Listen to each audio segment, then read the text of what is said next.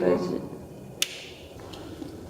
Le concepteur lumière pour le théâtre, l'opéra, la danse ou la muséographie a pour but d'immerger les acteurs, lieux ou œuvres dans une ambiance, une esthétique recherchée.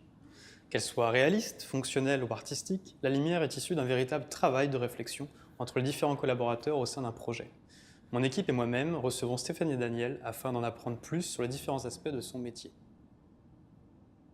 Stéphanie, en quoi consiste votre métier ? J'accompagne un metteur en scène, j'accompagne un scénographe, et en essayant de comprendre vraiment le projet, que ce soit en muséographie ou en spectacle, on part de quelque chose d'existant, du lieu, de ses contraintes, du matériel, de la scénographie, du temps qu'on a pour apporter quelque chose auquel il n'aurait même pas imaginé que c'était possible.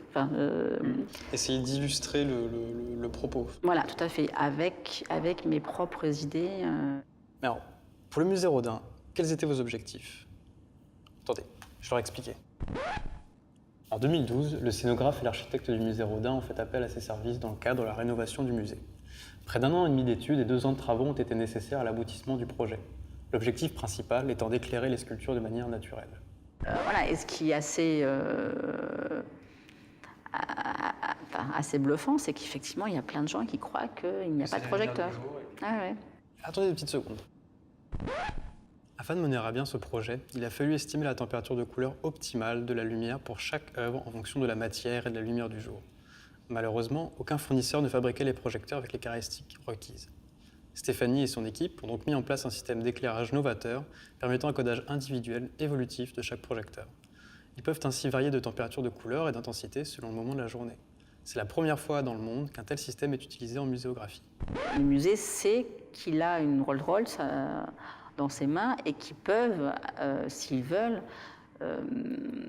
faire d'autres programmes. C'est amusant, quoi. Et donc ça,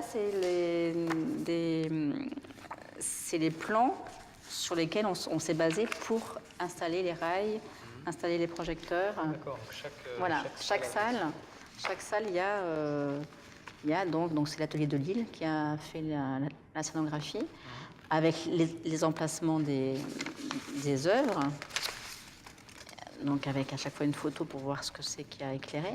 On a essayé d'imaginer toutes les possibilités, parce qu'on sait très bien que même si c'est une installation pérenne, on ne sait jamais, ça peut changer. Bon.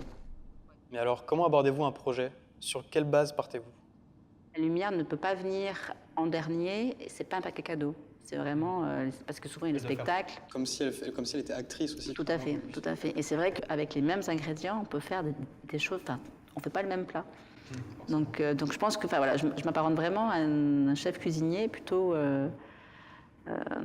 parce qu'un chef cuisinier, c'est aussi un artiste, quelque part.